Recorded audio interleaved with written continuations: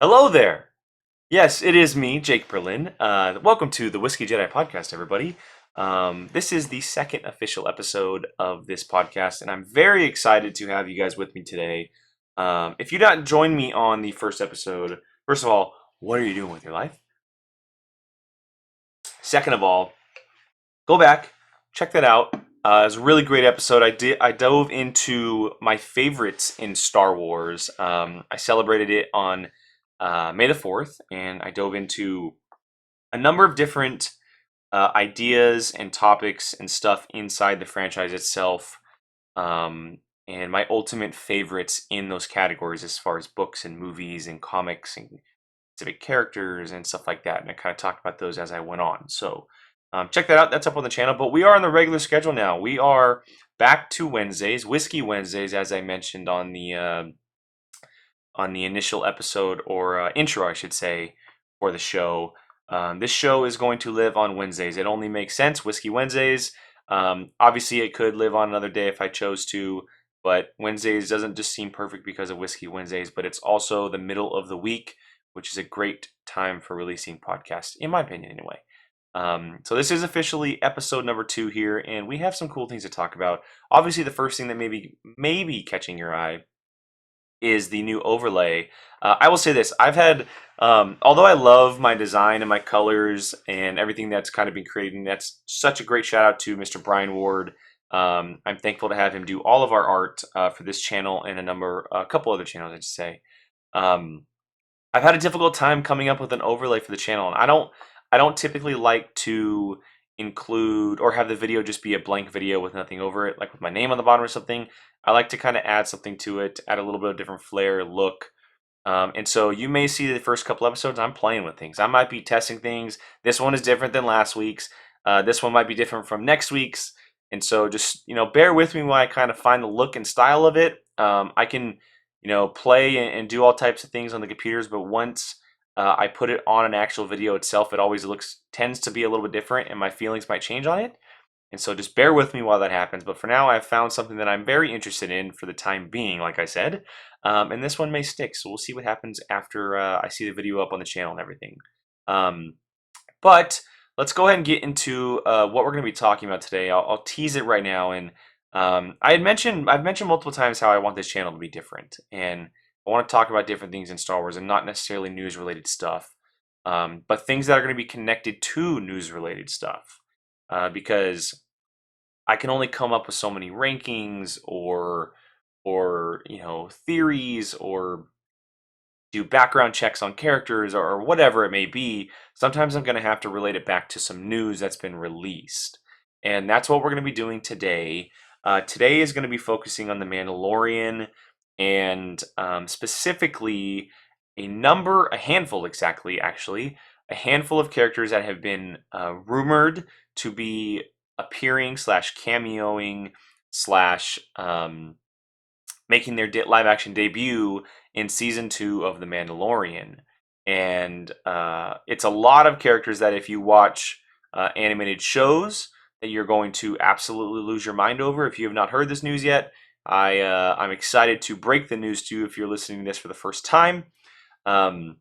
But we have 5 different characters to talk about, and I'm going to go in order of how the rumors have been announced. I'm not going to do alphabetical or my favorite to least favorite or whatever, because quite honestly, these 5 characters I absolutely love. I love these characters. I think that there would be such great additions to the show in whatever capacity that might be in. And so I'm excited to talk about it. You guys can see Kylo over there in the corner, knocked out, KO'd. He's quite tired right now while I shoot this, which is the perfect little time. So, but yeah, let's dive into this. And before we do, though, as usual, this show, part of it in the title, it's not just The Jedi, it's the Whiskey Jedi podcast. And today, the whiskey that I'll be highlighting, and you guys can see it right there next to me, is Monkey Shoulder Whiskey. And this is a blended malt Scotch whiskey. I'll put up the bottle right here. It's actually a really cool bottle. You guys can see the monkeys right there. If it focuses right there, it's pretty cool. And I'll read the description right there on the bottom, but it was distilled and manufactured in Scotland. And this is a batch 27. It's rooted in malt whiskey history, inspired by malt men who still turn the malting barrel by hand. Monkey Shoulder is blended in small batches of 3 fine Speyside single malts and married to achieve a smoother, richer taste. I have had it before. I've only had it once. The bottle was opened, I don't know, a few months ago, maybe like that, somewhere around that time frame. And so I'm excited to taste it again. I have it right here. Let's go and take a sip before we get into some of the Star Wars stuff.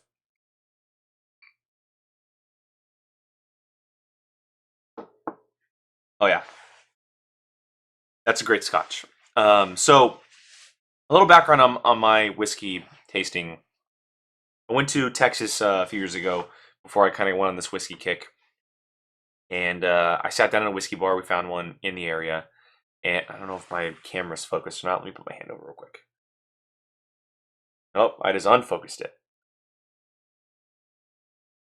It'll find its way back. Oh no. For you audio listeners, you're probably wondering why I'm a little bit of a crazy person here. Lost it. My lighting isn't good enough to be able to pick up the focus. There we go. All right, we're back. We're back. Okay, so I went to this whiskey bar and I tasted every possible whiskey that they had, as far as I guess the best way to say it is categories, right? They have the rye, they have the Japanese, they have the bourbon, they have the Scotch, etc., etc. And out of the ones that I tried, the two for me that instantly were my favorite without knowing which they were the Scotch and the bourbon. And last week we had a bourbon. We had Redemption bourbon, which I really enjoyed. It was the first time I ever had it. But Scotch was my favorite. It went down the smoothest for me. I love the flavor that it had.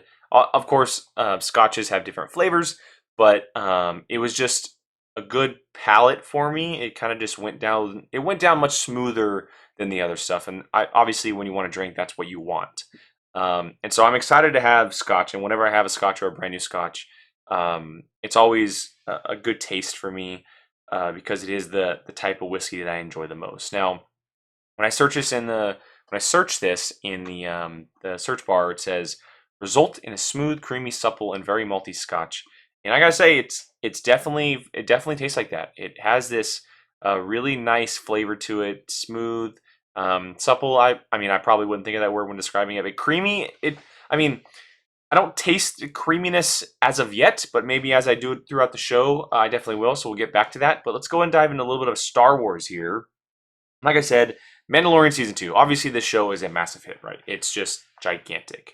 Everyone talks about it. The season 1 was a hit. If you're not a Star Wars fan, you love the show. If you're a Star Wars fan, you love the show. It's just kind of for everybody. And I've turned it on to so many people, and I really like the fact that I've even talked to non-Star Wars fans and like, well, it's not really for me. I tell them this is the Western in space. Like, you're going to like it. The one person I really told who was kind of against it said it was in his top 3 shows of all time. So it's definitely a show that sits with people for quite a while. And season 2 is right around the corner. It's already shot, already done for, and we're getting all these rumors about what's coming.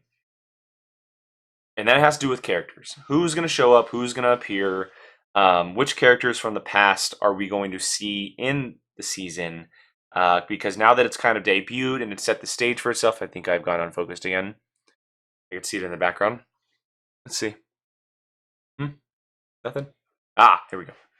Okay, so now in season 2, they can get back to not necessarily canon stuff, but tying some stuff together. That's what they can start to do, right? They can kind of include characters we've seen in the past. They can include characters who we are wondering about where they are currently, and that, if rumors are all said to be true, and rumors are very hard to believe in this time and space in film, or in Hollywood, I should say, they are definitely tying things back to where we are wondering where these characters are.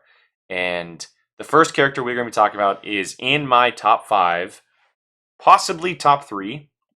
Actually, 2 of these characters are my top 5. This one specifically, I can say, is in my top 3, and that is Ahsoka Tano. The great Ahsoka Tano. It's funny, I just gotten a great little tidbit of a argument with my buddy Jacob on our other show, Padawan Podcast, about Ahsoka and Obi-Wan and why I believe that Ahsoka is the embodiment of what a Jedi should be. If you guys want to know and see that, check out the Padawan Podcast. Airs every Tuesday. But for now, Ahsoka Tano has been rumored to appear in season 2 of Mandalorian. Now, this has been going for a while now. This was rumored a number of months ago, and this was by Peter from Slash Film. Had an exclusive, blew my mind up. And the rumor came with that Rosario Dawson was going to portray her in the season.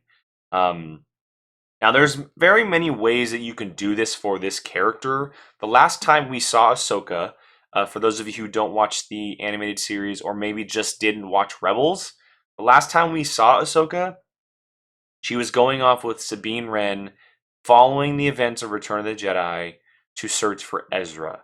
Ezra Bridger was the lead character of Star Wars Rebels. He was a young Jedi who saved what he and Sabine and Hera and Zeb and this batch of rebels who essentially started the Rebel Alliance along with Bail Organa and Ahsoka Tano. He saved his home planet of Lothal against the Empire and more so Thrawn. Thrawn is a major popular Star Wars character, and they disappeared into hyperspace. They went bye-bye, and we don't know where they went. And the final shot of Rebels was Sabine Wren and Ahsoka Tano walking off into the distance, going to search for Ezra. Now, you can obviously tie that into The Mandalorian somehow, but for me personally, because I believe the rumors that have been following this, that her presence is going to set up a follow-up series to Rebels, like that sequel series of them going to search for Ezra. I don't think that you can. I think you can name drop this or tease it in some kind of sentence or just like mention the fact that maybe they did find him or they haven't or whatever as far as the time frame goes. But I think that this might be a flashback sequence of Ahsoka. I don't necessarily think that she may show up because we have to talk about the timeline here. And we don't I'm not remembering off the top of my head when Rebels took place. Or when the finale of Rebels took place, how long after Return of the Jedi. But Mandalorian is set 5 years after Return of the Jedi, and I believe that's farther than Rebels. And so let's say Rebels finale was set, 6 months after the events of Return of the Jedi. They don't find him in 5 years, and they're still trying. Like that's as much as I believe that these two wouldn't give up on Ezra, it's also hard to believe that they would. That's 5 years worth of time searching for someone, and then all of a sudden they come across the Mandalorian stuff. Now, her appearance, I don't think is going to be big, nor do I think it should be. I think it'll be probably in an episode, and like I said, more than likely a flashback, probably with some characters that we may talk about here very soon.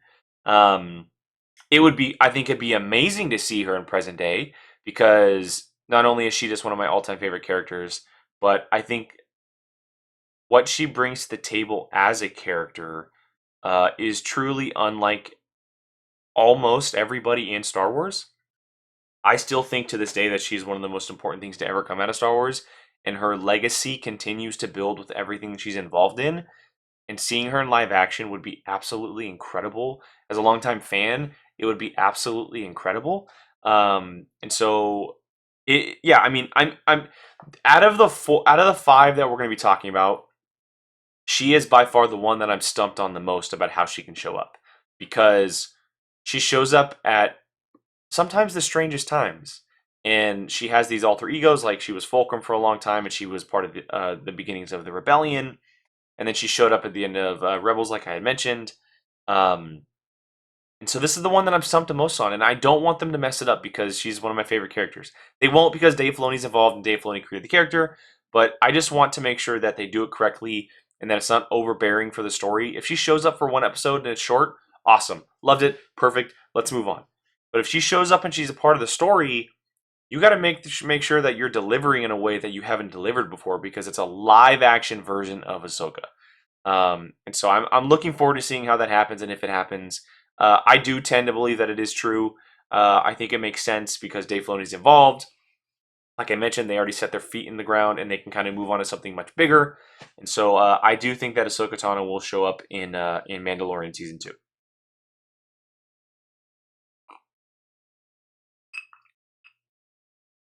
Every time you sip that, it goes down smoother and smoother. Okay, let's get back to Monkey Shoulder here real quick, guys. Um, like I said earlier, it's described as a smooth, creamy, supple, and very malty Scotch, which works superbly well neat over ice or in whiskey cocktails. Now, I went to the Monkey Shoulder website. They don't have a lot to offer on the website because they don't. I don't believe they directly sell from the website.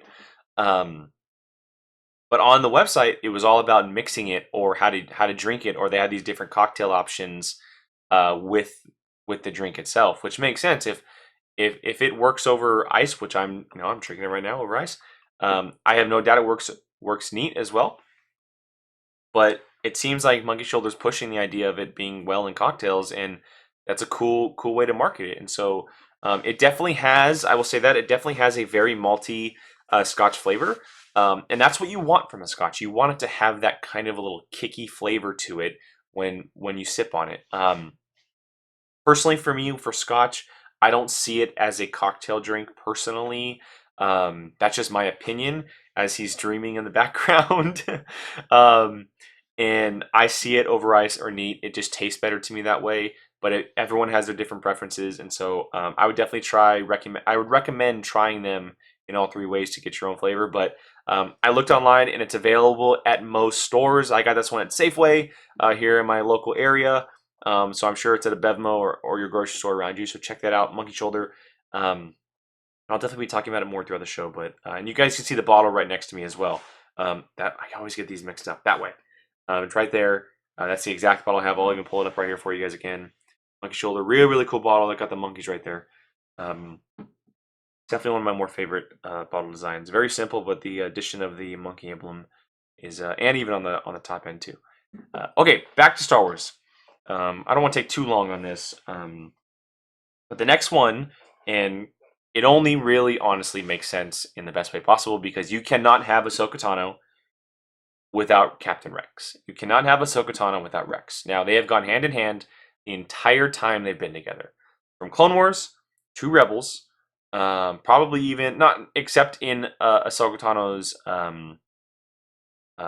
novel, her novel, they have been together side by side fighting their time, right? It's that famous line from Rex, I've been fighting by her side from the Battle of Christophsis to the Siege of Mandalore.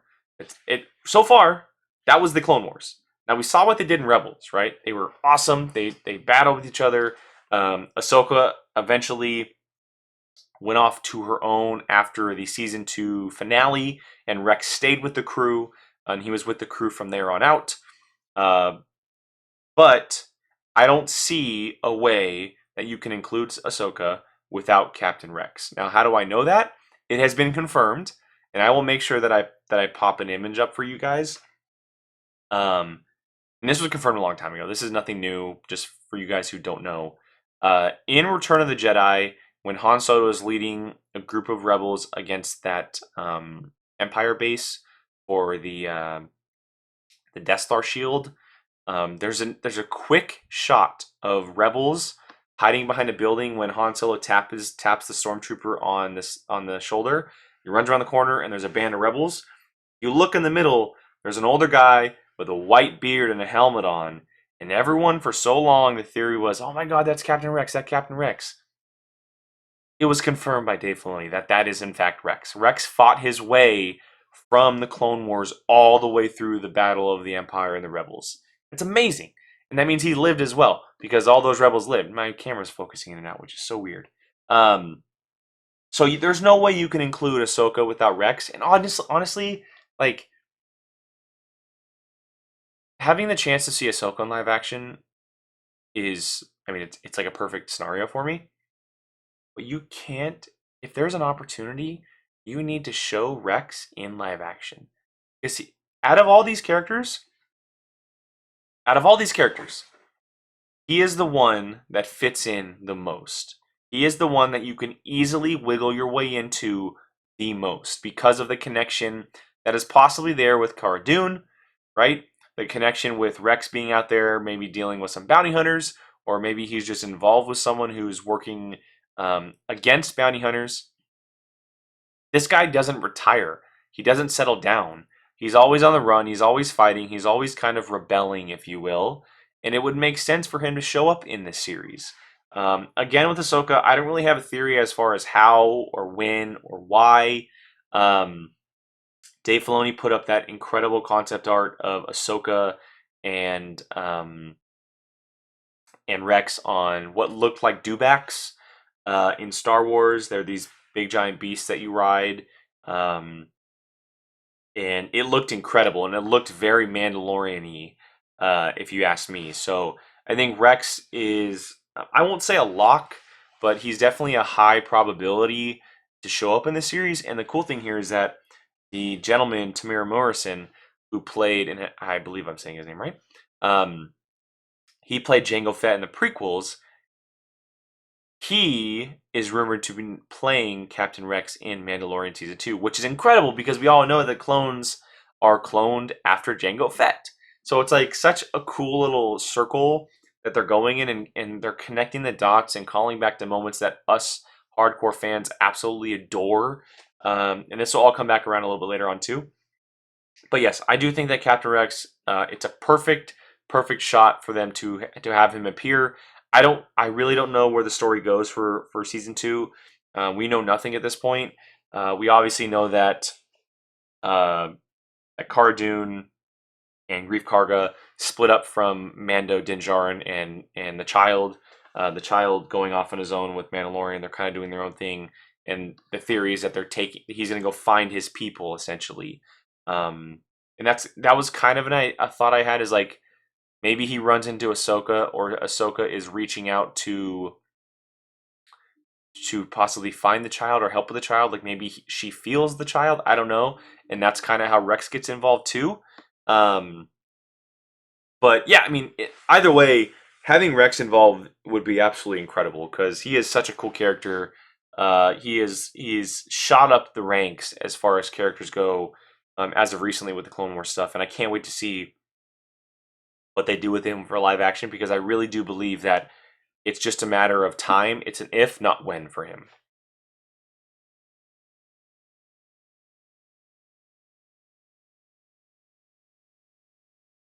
All right, next on the list is another really cool character, and this character is one of the most underrated characters to ever appear in any Star Wars project. As I try to refocus my camera again, sorry guys, I don't know what's going on with today. I got to fix my lighting. There we go. I had mentioned how Ahsoka Tano went off of someone at the end of Rebels, right after Return of the Jedi. Um, Sabine Wren. Sabine Wren is an incredible character. She is so awesome. She is. I'm not gonna say that she's like exactly what we look at as far as a Mandalorian goes, because her story is very. It's very zigzag, right? As most Mandalorians are. I mean, look, let's be honest. And he's not one. He took on the name of the Mandalorians, and that is Din Djarin.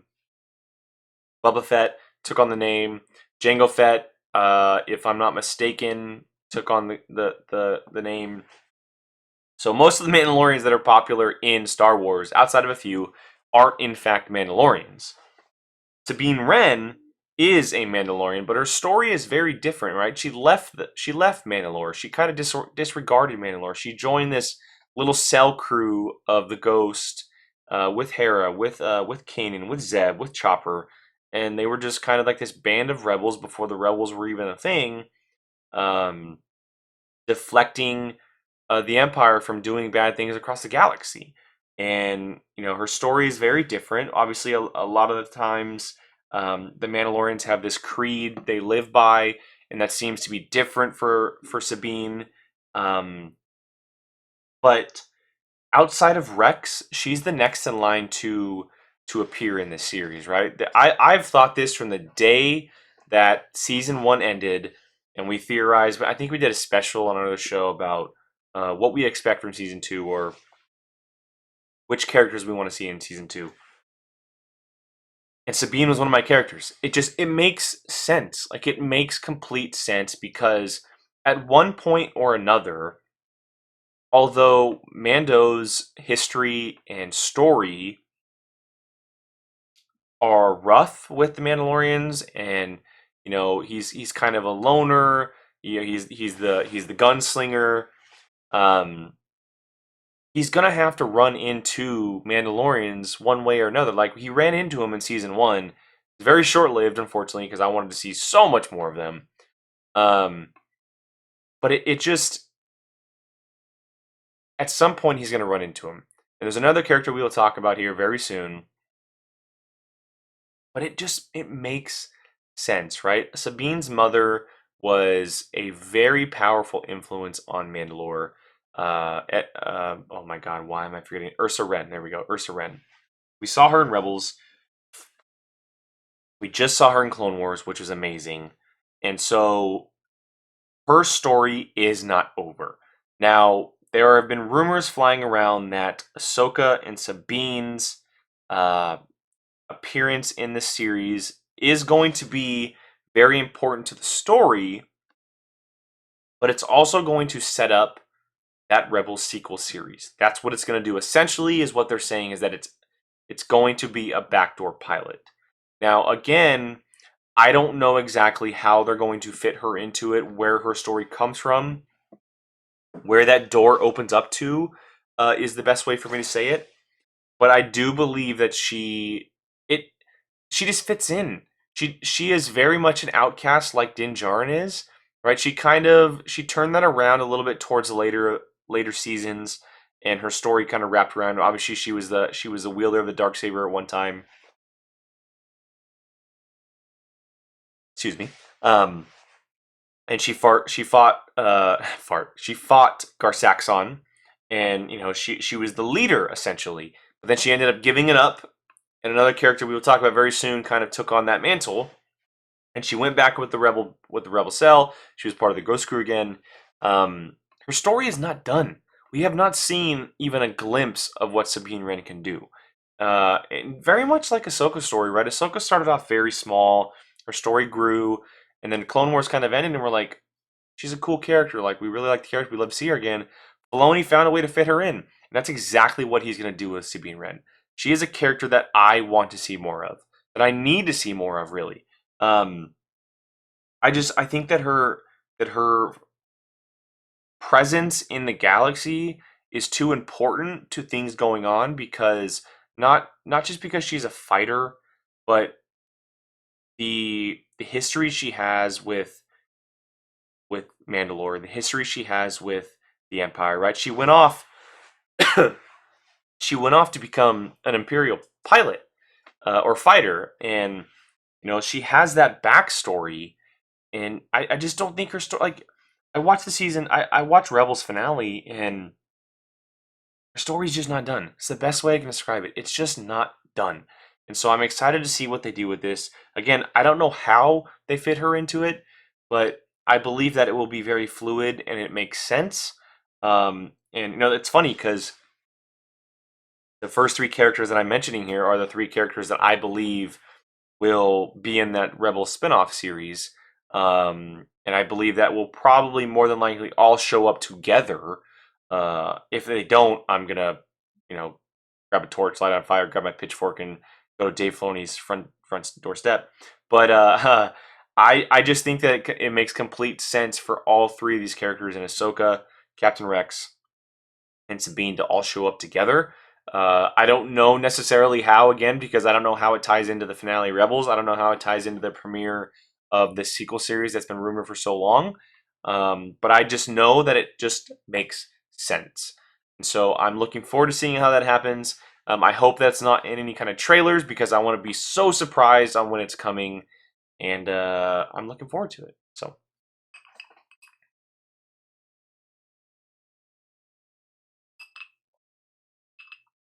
Again, guys, Monkey Shoulder blended malt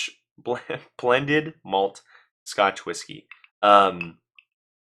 Really, really smooth. It really is, and it all comes down to palate taste. Like I had mentioned earlier, when I tried a bunch of different whiskeys, it was by far the smoothest for me. But that may not be the case for you guys. If you guys have not tried multiple different kinds of whiskeys, I highly recommend it. Whether that's buying a couple on your own, going to a whiskey bar, or just a bar in general and having some tasters. It really, really helped me figure out what I like the most. And I try a bunch of different ones. I typically stay away from the Japanese. It's not really a favorite of mine, but I definitely dabble in the rye alongside a Scotch and a bourbon. Um, and so, if you guys have not tried those, I highly recommend trying it because it's good to kind of get those off your chest and know what you like. Because I'm very thankful for going to that whiskey bar in Austin, Texas, and trying because I obviously wouldn't be doing this podcast today. So, but let's go and get back. We have two more characters to go here. We're blazing through this, which is what I was hoping for here. The next character is by far the biggest name on this list. It's the one character to have already appeared in live action, and it's a character that many people have been talking about the past year because many fans, including myself, think that this character was teased slash cameoed in the first season of The Mandalorian, and that is Boba Fett. Now, Boba Fett is a character that has had a very interesting journey to this point, right? He obviously, as I put up the air quotes, died in Return of the Jedi, in the Sarlacc pit from Jabba's barge in the Tatooine desert. And I'm forgetting the name of the desert off the top of my head. I apologize. Someone's probably yelling me across the screen or in the comments section. Trust me, I know the desert. It's something that I know. I'm just forgetting it right now as I'm getting this conversation. But what I was saying is his journey has been very, very different compared to others because at this point in time in canon, he is dead. He is nowhere to be found. He has not been mentioned or shown or anything in terms of cameoing or appearing in Star Wars canon after his death in Return of the Jedi. Now, he has appeared in stuff beforehand, like he is currently in the Bounty Hunter comic book from Marvel, which is great, by the way. You guys check that out. He is in that comic book run. But as far as after Return of the Jedi, after that moment in the movie, he is dead. Now, when we include Legend, that's a whole different story. Because there have been stories about him fighting his way out and surviving and living and doing all these types of things. But that isn't canon anymore, so we can't talk about that. Now, the most simplest way for this to happen in this story of how he got out is that he essentially pulled the Drax from Guardians of the Galaxy Volume 2. He was swallowed, not chewed, swallowed. Could a Sarlacc chew through Mandalorian armor? That's an interesting question.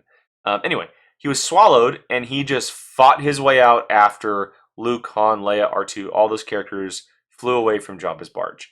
Now, that is really the only way, in my opinion, that you tell this story and that you answer that question of how he got out of the Sarlacc. I think it would be very dumb of them to say, "Well, he didn't fall in the Sarlacc," because we didn't really see him fall in the Sarlacc. It was from this weird camera angle of him just falling over a pit, and with the Sarlacc being right there. It has to be him being swallowed and fighting his way out. Plus, just imagine how it looks on screen. It'd be so cool to see on screen. Just a little side thought there.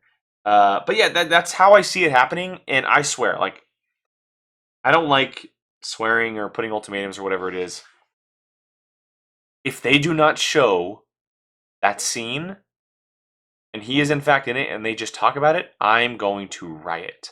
I will riot for the entire season if they don't show the scene of him getting out of the Sarlacc pit. That would be such a sham. Just think about it. For the past, 83, 93, 03, 13. So, about 17 years, or what is that, 37 years now, we've been wondering about Boba Fett. Right? We had the legend stories. That's cool. So, Star Wars was bought in 2012. But for the past 8 years officially, we've been wondering if they would ever touch Boba Fett again after Return of the Jedi. And you're not going to show us how he got out? You're just going to talk about it? That would be such a waste. Whether or not he's a badass in the season or not, it would be such a waste to not show him getting out of the Sarlacc pit. Now, as Ahsoka Tano was in my top 3 characters of all time, to probably many of your surprises, or to surprise too many of you, that's the way I should say it, he is also in my top 3 characters of all time. Now, it's very interesting because we have not seen a lot of him in canon, but I have a lot of connection to him outside of canon. Now, that comes in the form of novels, that comes in the form of comic books, and that comes in the form of video games, and that comes in the form of toys. I don't know what it is about Boba Fett. I really don't. But Boba Fett has always been a character that I have kept an eye on in canon, and whether or not there's references, callbacks, teases, whatever it may be. I was one of those fans who jumped up out of my seat, screaming at the top of my lungs, "Oh my God, that's Boba Fett!" in the season 1, episode 5 episode on Tatooine. I think that episode was called the Gunslinger, if I'm not mistaken. I have been waiting for this moment for a very, very long time. Very long time. And the fact that it's coming in the form of him showing up in The Mandalorian. And I will also say this, and like I said, we take rumors very lightly, or I do anyway. It is rumored that his role will be smaller in this season, but it's setting him up for essentially a co-lead role in season 3. Now, whether that's in the form of a villain or a good guy, I'm not 100% sure yet, but it seems to be shaping up like Din Djarin is much more of a good guy than Boba Fett is. I don't see Boba Fett waking up, fighting his way out of Sarlacc pit, and being a good guy. I see him waking up, fighting his way out of Sarlacc pit, and having the most revengeful thoughts on everyone and anyone in the galaxy. And so, if that comes in the form of him facing off against Din Djarin, I am 1000% for it. Because, in my opinion, there is no one better than Boba Fett. He may have died in the most cheesy way possible. He may have died as just I mean, coward's a wrong word, but he died terribly. He was given the cheap way out, and it was awful. It's laughable how he died. It was 1983. What are you gonna do? George Lucas didn't know how big the character was gonna be at this point. It was 1983. So be it.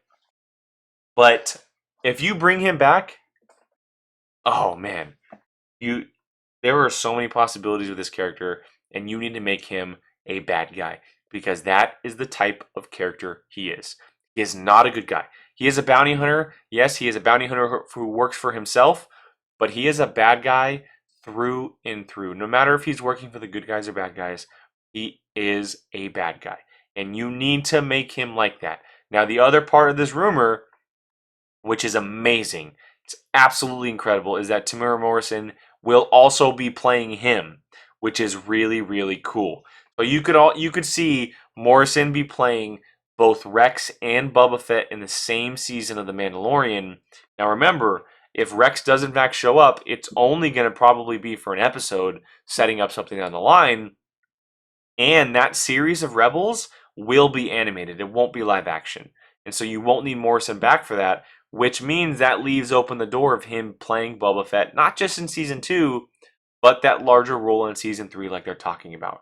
So this is very exciting stuff. This is like, I'm telling you guys, Mandalorian is incredible in its own right. Like, if they did 7 seasons of what Season 1 was like, I'd be totally pumped and happy and excited. But the fact that they're bringing in not just Ahsoka Tano, not just Rex, not Sabine, but they're going to find a way to bring back Boba Fett? Are you kidding me? Like, it's amazing. It's absolutely incredible the fact that they're going to find a way to bring Boba Fett. Like, our dreams and our wishes have been answered. Our prayers have been answered. The fact that Jon Favreau and Dave Filoni are finding a way to bring the single greatest bounty hunter the Star Wars galaxy has ever seen back to life, and it makes sense, and it have fans believe in that, and it's not just for cameo. It's for an actual role whether it's for just a season or whether it's a reoccurring role down the road. I mean, let's be honest. Tamir Morrison was Aquaman's dad. What else is he really doing at this moment? He could play Boba Fett for a little while. He's the perfect age for it. It totally makes sense. And it just, I mean, obviously I'm excited for it. It gets me pumped up because it's something I would absolutely love to see. So Boba Fett could be, in fact, appearing in Mandalorian Season 2. And if it does happen, you will see me on this channel absolutely losing my mind. I mean, look, I have this art back here. Let me raise this. I have this art of his helmet, and in the reflection you can see Han Solo and Carbonite. Like, the character means a lot to me. He means a lot to me. Boba Fett is like, I have a giant size Boba Fett Lego flashlight in my car. Like, he's an important character to me. And so to see him come back would be absolutely incredible.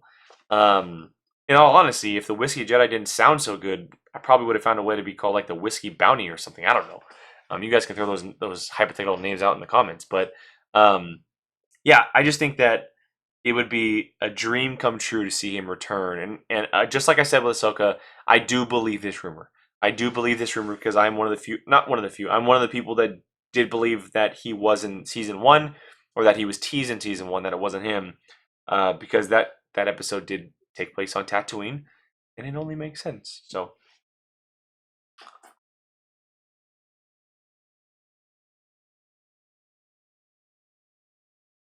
that's a really, really good whiskey. All right, so let's go ahead and get to our final character here, guys, before we get out of here. And this one was just announced today. And again, this comes from Peter at Slashfilm, someone who I've been following for years now, who is an incredible journalist. His website is phenomenal. Daily podcasts are great. Just the writing and everything about that name brand is incredible. But today, this is exactly what he did with the Ahsoka scoop. He essentially tweeted out, "Hey, how about a Star Wars scoop today?" And I'm responding to this guy being like, "How much more torture can you put us through, man? Like, just what more? Like, what do we do to deserve this torture of waiting around for you to post something after saying this Star Wars scoop?" So I'm waiting around. You know, I'm seeing. It's funny, after he posts that, I always put the bell notification on so I can see it right away. And lo and behold, I get this notification on my phone, and it says, "Katie Sackhoff to play live action version of Bo-Katan in Mandalorian Season 2. Wow. You audio listeners aren't being able to see my face right now, but absolutely incredible. Now, just like I said with Sabine earlier, this was when we had mentioned on our other show the characters we wanted to see most in Season 2. She was my number one choice because just like Sabine, it makes perfect sense. There's really no other way around it. It makes absolute perfect sense. More so now that I've seen the final episodes of the Clone Wars. There are so many cool things you can do with this character. Whatever way you use her, there are so many cool things that you can do with this character, and I am so absolutely pumped to see it happen. I will say this: at all 5 of these, I do believe that are showing up in one way or another. But I have said for a long time that Bo-Katan will in fact show up in season 2 of Mandalorian. Now it also helped that Katie Sackhoff back in, I want to say, like January. Was it then January, February, somewhere around there? She put out this cryptic tweet of saying like, "I just did the best thing in my career. I can't tell you guys soon, but hopefully I'll be able to say something about it." Obviously, the first thing I think about is Star Wars because she's been voicing Bo-Katan in the Clone Wars and Rebels for years, and she loves the character. She's an action goddess, really. I mean, she played Starbuck in a oh my god, why am I forgetting the name? Why am I forgetting the name? Um, I'm gonna have to look this up. Wow. Hold on one second, guys. It's really bothering me.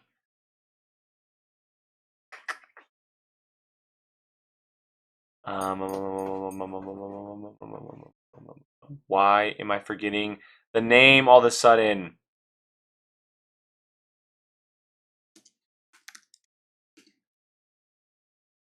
Wow. Battlestar Galactica. Oh my god, Battlestar Galactica. Wow. Total brain fart. Absolute brain fart and why I'm forgetting the name on that one. But yes, she played Starbuck on Battlestar Galactica. She has played multiple action roles since. She was obviously well known for her role in the Riddick movies. She has her series right now on Netflix called Another Life. She's done a lot of roles that fit the mold of an action role like a Bo-Katan. Now, out of the five, she is the one that I understand how she could fit into this, and there's only two ways you can do this. In season one, towards the end of the season, for Moff Gideon, the character who was wielding the Darksaber at the end of the show, he had mentioned the Purge of Mandalore and the Night of 1,000 Tears. Now, or I believe I'm saying that right. I think. Let's look that up.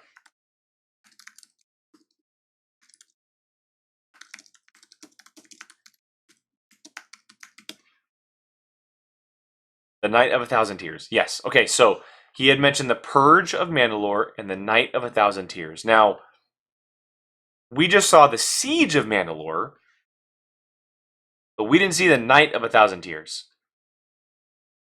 I believe, and this really does break my heart.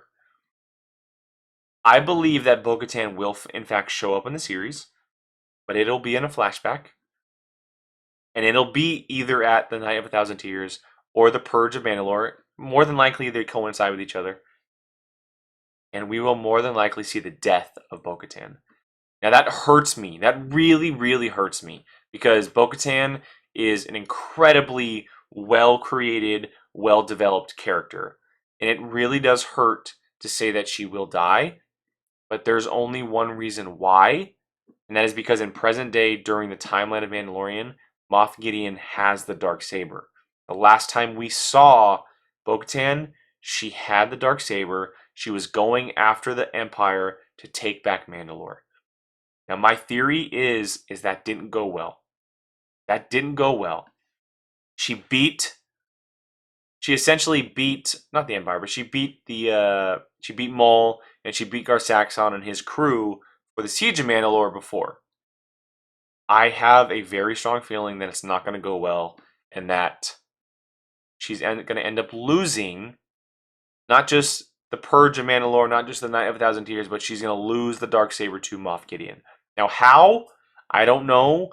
I don't know how it goes down or the exact timeline of when it goes down. But remember, Katie Sackhoff is not that old. Now, obviously, they can age her up, but she fits the mold for a character who's in the age of the Rebels. She doesn't fit someone who's, much older than that. Bo-Katan is probably in her late 20s, mid 30s, somewhere around there at the end of Clone Wars towards Rebels. You throw in another 20 years of that lifespan, she's in her 50s. Katie Sackhoff doesn't really fit that mold. And so I do have a strong feeling that sucks, but that it will be a flashback and that Bo-Katan will be in the flashback of A Night of 1,000 Tears. Because why would you name drop that and not show that? It's very much like the Boba Fett thing. You can't tell his story without telling us how he came back. You can't move on for this series without showing us the Night of 1,000 Tears and the Purge of Mandalore. They weren't just mentioned, they were put on display. They were put on a center display with the spotlight directly on those words by Moff Gideon. You know, the camera went directly to Din Djarin's face as he said it, and you can tell through his mask or his helmet the emotion coming from him hearing that. And so I do think that unfortunately Bo-Katan will show up in a flashback. It will be the Night of 1,000 Tears. It will be the Purge of Mandalore. She will be wielding the Darksaber, but she will lose it, and it's going to break my heart.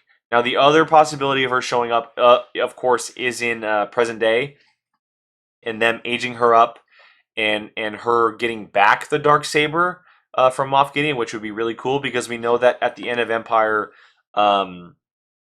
it takes years for the remnants of the Empire to kind of go away, and this could be a very small part of that story, like the Mandalorian and Cara Dune and Greef Karga, and the addition of someone like a Bo-Katan or maybe even a Sabine Wren. They're attacking these Empire people, or the remnants of the Empire, and they're trying to wipe them out.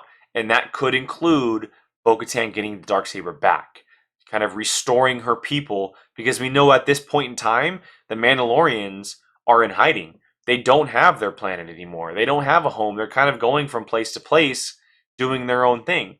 And I do have another strong feeling that, a feeling in the Force, if you will, or just a feeling, that this series, part of it, is going to tell the story of, as Siri goes off on my phone, part of it is going to be telling the story of how the Mandalorians get back their namesake.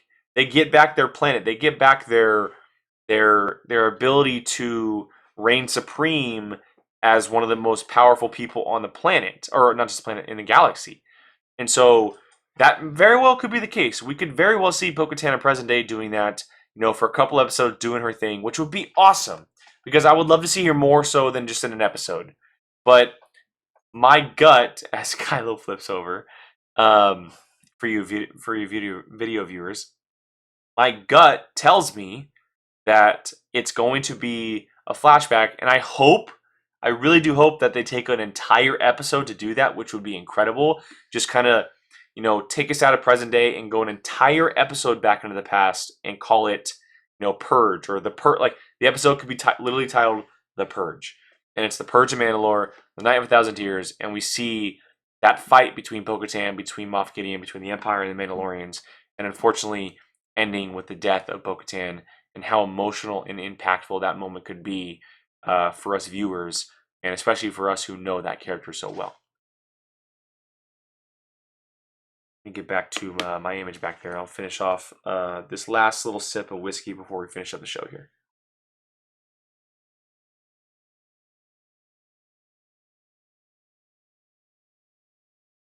All right, guys, again, Monkey Shoulder Scotch from Scotland. We are here in the States, if you're listening in the States. Blended malt Scotch whiskey. If you've never tried Scotch before, I highly recommend it. It is a great tasting Scotch. It has that very smooth flavor to it. It is quite malty, so you may not know what that means, but like I said earlier, I recommend tasting to kind of get that sensation. It's funny because I haven't tasted the creamy aspect of it. And this what I'm reading doesn't come from the actual Monkey Shoulder website.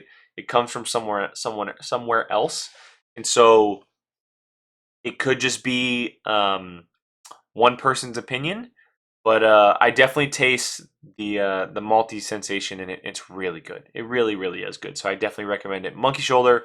Again, you can see the bottle right there on the overlay, and I will put it up right here. Monkey Shoulder Scotch. Highly, highly recommend. I found it at a local grocery store, and I am sure it is by you guys. So that's going to wrap up the show today, guys. I went a little over more than what I was expecting to, but I'm under the hour mark, which makes me happy. And I talked about some really cool things today. 5 characters who I really personally enjoy. And if you've never seen the animated shows, Clone Wars or Rebels, not only do I recommend you guys watching that, there's kid moment parts in the series, yes, but they're very much adult friendly. They really are. It's Star Wars. It's Star Wars in animated form, and of course there's going to be those moments where they're attracting the kids or younger generation, but there are 2 series that I absolutely love, and these characters I want to see more of. Obviously, Ahsoka being the top one because she's, like I said, in my top 3. But Rex is a perfect addition for something like this. Seeing him in live action would be awesome. Same with Sabine Wren.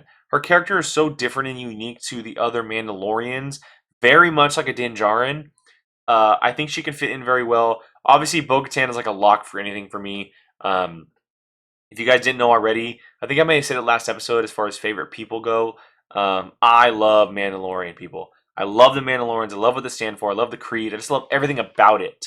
And so I highly, highly recommend checking out the shows and getting an idea of who these characters are, or just looking up some research. I'm sure someone has done a video essay on a Bo-Katan or a Sabine Wren or someone like that. So I highly recommend that. And of course, Boba Fett only makes sense. It was really a time of if, not when, we were going to see him again or some kind of mention. But if it is in fact that rumor of not just appearing in season 2, but setting up something larger for down the line, because we already know that season 3 is already in the works, I'm all for it. I'm all for it. It sounds great. And as a Star Wars fan, I know that for the last couple months, because a lot of people didn't like The Rise of Skywalker, I for one did. Star Wars has kind of been a little bit of a touchy subject for many, but Star Wars is really strong right now, guys. It's at a strong aspect. The Clone Wars ended absolutely perfectly. The comics are going well. The books are great. And The Mandalorian is kicking absolute ass on Disney Plus. And because of it, I can't wait to see what's in the pipeline. So again, guys, thank you so much for joining me today on this episode of the Whiskey Jedi. Again, I am Jake Berlin. You guys can find me at Qui-Gon Jake right there on Twitter, Instagram. I am on Facebook, but I hardly use Facebook. It's more so Twitter and Instagram. I'm all about the Twitter, posting all kinds of Star Wars stuff and everything else. So follow me there. You guys can find the show on YouTube, Apple, Spotify, Anchor. As far as audio goes, right there, put it in the corner. And like on the other side of that, there is a new episode every single Wednesday. Whiskey Wednesdays here on the Whiskey Jedi. So it'll be up on sometime in the morning. I haven't really exactly found a perfect time for it yet, so it may vary. But the audio version will be up at 7 a.m. on Wednesdays. The show will be up sometime in the morning. So check that out on YouTube. And for now, make sure you guys check out Monkey Shoulder Whiskey, the Scotch blend that I had on today's show. I really, really appreciate you guys joining me. For myself, for Kylo, as he's passed out back there in the corner, this is the Whiskey Jedi Podcast. Again, thank you for joining me. I will see you guys next week, and may the Force be with you.